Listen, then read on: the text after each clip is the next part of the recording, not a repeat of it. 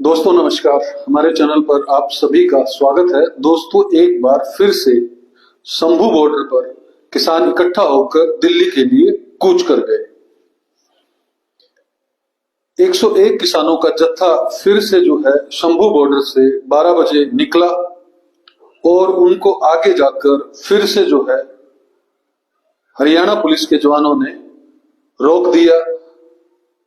Barricading की गई है, पूरा रोड जाम है। अब तो जालियां लगा रखी हैं, जहां पर शेड था वहां पर जालियां लगा दी गई।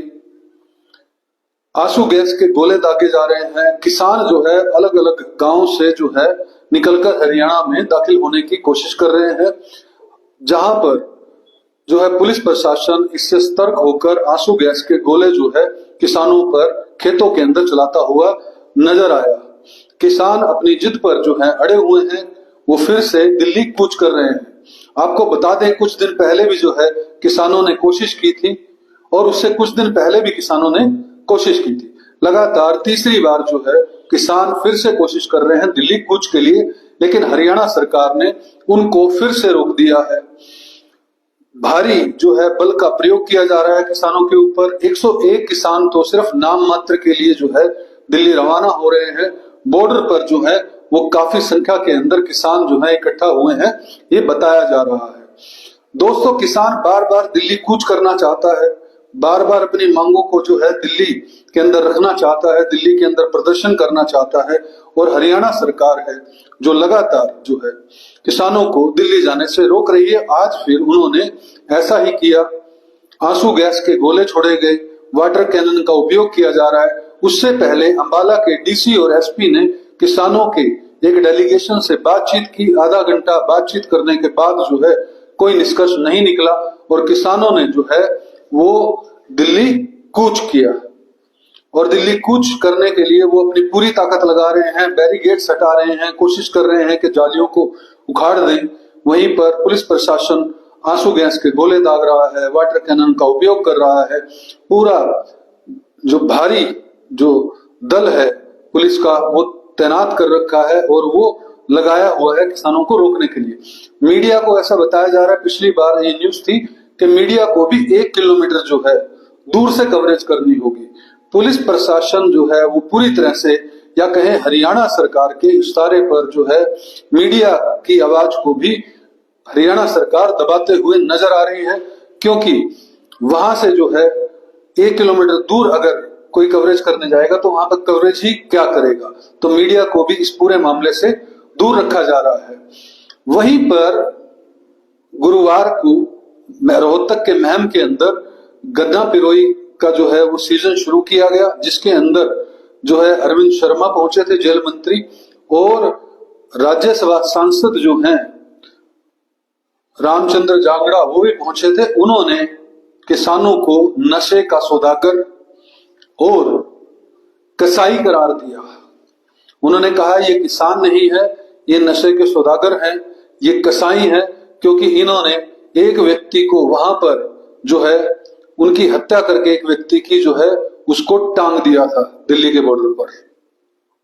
उन्होंने ये बहुत गंभीर आरोप लगाया कि दिल्ली के आसपास के गांव से 700 लड़कियां गायब हुई हैं, जिनका आज तक जो है कोई भी पता नहीं लगा है। ये एक नई बात रामचंद्र जागड़ा ने बयान दिया है, कही है, और उन्होंने ये हवाला दिया कि आप सीआईडी की रिपोर्ट जो है वो देख लें कि दिल्ली बॉर्डर के आसपास के इलाके से जहां पर किसान जो हैं वो प्रदर्शन कर रहे थे, वहां से 700 लड़कियां गायब हुई, एक व्यक्ति की हत्या कर दी गई। 100 से ज्यादा फैक्ट्रियां जो हैं वो हरियाणा के बॉर्डर, दिल्ली हरियाणा के बॉर्डर पर जो है 1 साल तक बंद हुई। इससे जो है मजदूरों को नुकसान हुआ, फैक्ट्री मालिकों को नुकसान हुआ।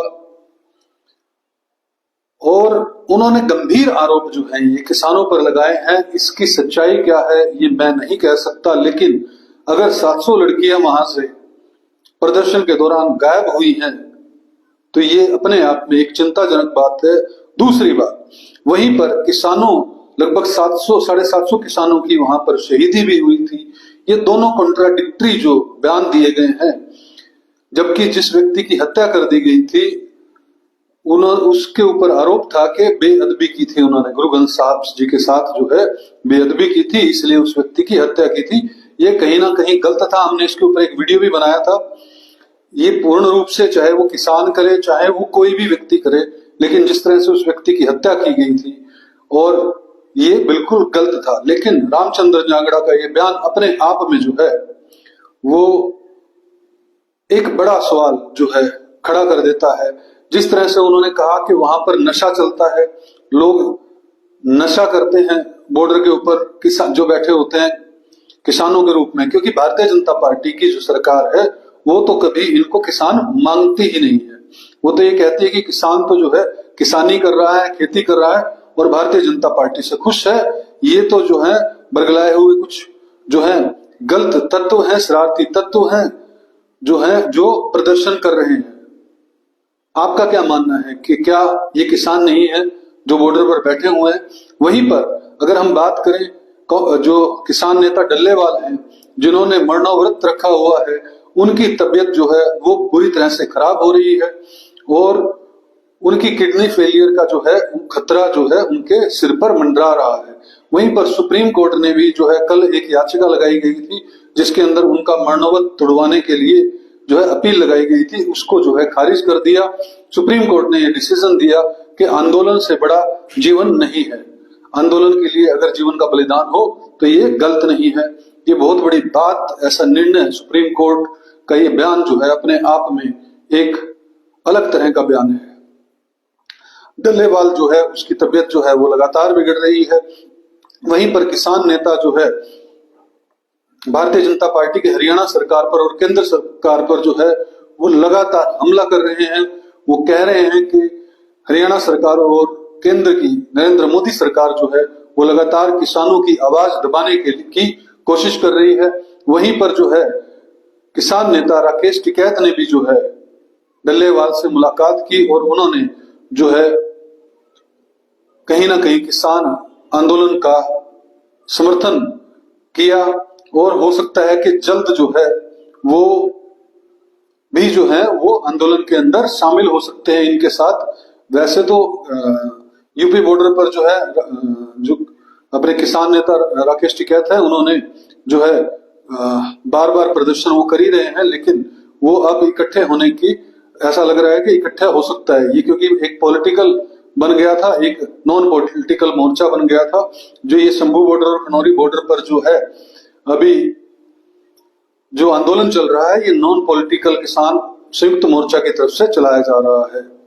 डल्लेवाल की तबीयत लगातार बिगड़ रही है। वहीं पर केंद्र सरकार इनकी बिल्कुल सुनने को तैयार नहीं है। ऐसा लग ही नहीं रहा कि केंद्र सरकार किसी भी तरह से जो है वो किसानों को दिल्ली जाने देना चाहती है।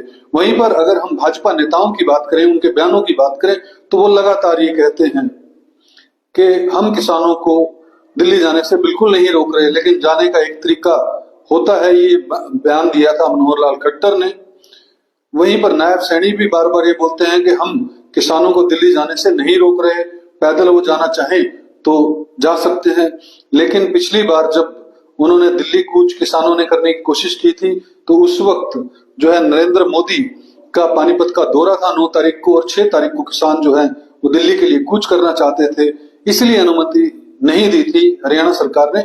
लेकिन अब ये समझ नहीं आ रहा है कि अब क्यों अनुमति नहीं दी जा रही इन किसानों को, जो कि 101 किसान जो है वो पैदल चलकर जो है वो दिल्ली जाना चाहते हैं। अब जो है भारतीय जनता पार्टी की हरियाणा सरकार जो है वो क्यों किसानों को दिल्ली जाने नहीं दे रही है, इस बात के बारे में किसी भी तरह की कोई सफाई नहीं है। क्योंकि एक तरफ तो नायब सैनी कहते हैं कि हम किसानों को नहीं रोक रहे और वहां दूसरी तरफ वो जो है हरियाणा से लगते किसी भी बॉर्डर से किसानों को दिल्ली जाने नहीं दे रहे, क्योंकि कहने और करने में फर्क दिख रहा है हरियाणा की भाजपा सरकार के अंदर। दोस्तों, जानने का प्रयास करते हैं कि किसान जो है उनकी मुख्य मांगे क्या है। किसान जो है सभी फसलों पर पूरे देश भर के अंदर जो है वो एमएसपी जो है वो लागू करने की मांग कर रहे हैं। स्वामीनाथन आयोग की रिपोर्ट से एमएसपी का रेट तय हो, ये मांग कर रहे हैं। डीएपी की जो खाद की कमी पूरे देश के अंदर जो है वो छाई हुई है, उसकी कमी को दूर करने की मांग कर रहे हैं। किसान खेत मजदूरों का कर्जा माफ करने की मांग कर रहे हैं। भूमि अधिग्रहण अधिनियम 2013 दोबारा लागू हो, इसकी मांग कर रहे हैं। लखीमपुर खीरी के अंदर जो किसानों के साथ जो है उनको कुचला गया था, भाजपा नेता का बेटा उसके अंदर शामिल था, उन दोषियों को, सभी दोषियों को जो है सजा देने की मांग कर रहे हैं। मुक्त व्यापार समझौते पर रोक लगाई जाए, इसकी मांग कर रहे हैं। किसान आंदोलन में मृत परिवारों को मुआवजा व सरकारी नौकरी दे, इस बात की मांग कर रहे हैं। विद्युत संशोधन विधेयक 2020 रद्द किया जाए, इसकी मांग कर रहे हैं। ये सभी के सभी मांगे मुझे किसी भी तरह से नाजायज नहीं लगती। हर तरह से ये मांगे ऐसा लगता है कि सरकार को माननी चाहिए, लेकिन सरकार आज, जैसा कि मैं एक YouTube चैनल पर देख रहा था कि सरकार संविधान का सिर्फ सम्मान करेगी, उनकी अगरबत्ती करेगी संविधान की, संविधान के बारे में बड़ी बड़ी संगोष्ठियां होंगी, बड़े बड़े अधिवेशन होंगे, लेकिन संविधान की एक भी बात जो है सरकार नहीं मानेगी। ये भारतीय जनता पार्टी की सरकार चाहे केंद्र में हो चाहे स्टेट के अंदर हो, उन्होंने तय कर लिया है कि उनको संविधान का जो है वो पालन बिल्कुल नहीं कर रहा है, लेकिन संविधान की इज्जत के अंदर, मान के अंदर कसीदे घड़ने हैं, संसद के अंदर संविधान पर चर्चा करनी है, संविधान पर बड़ी बड़ी बातें करनी है। लेकिन अगर किसान अपना हक मांग रहे हैं कि वो 101 किसान पैदल यात्रा करके दिल्ली पहुंचे, तो उस पर जो है कोई भी फैसला ऐसा नहीं ले रहा है, चाहे नरेंद्र मोदी हो चाहे वो नायब सिंह सैनी हो। ये लगता ही नहीं है कि माननीय मुख्यमंत्री जी जो कह रहे हैं वो कर भी रहे हैं। वहां पर किसानों के ऊपर आंसू गैस के गोले चलाए जा रहे हैं, वाटर कैनन चलाई जा रही है, उनके ऊपर बल प्रयोग किया जा रहा है। ये कहां संविधान के अंदर लिखा है कि कोई व्यक्ति अगर शांतिपूर्वक प्रदर्शन करना चाहे तो उसको रोक दिया जाए? तो संविधान की कहीं ना कहीं अवहेलना जो कर रही है इस वक्त की भारतीय जनता पार्टी की सरकार कर रही है, चाहे वो केंद्र के अंदर हो चाहे वो हरियाणा के अंदर हो, किसानों का, मजदूरों का अगर शोषण करती हुई नजर आ रही है तो भारतीय जनता पार्टी की सरकार करती हुई नजर आ रही है। दोस्तों, मुझे तो आपका इस बारे में क्या कहना है मुझे कमेंट के माध्यम से जरूर बताइएगा। वीडियो को लाइक और शेयर कीजिएगा और हमारे चैनल को सब्सक्राइब कीजिएगा। जय हिंद, जय भारत।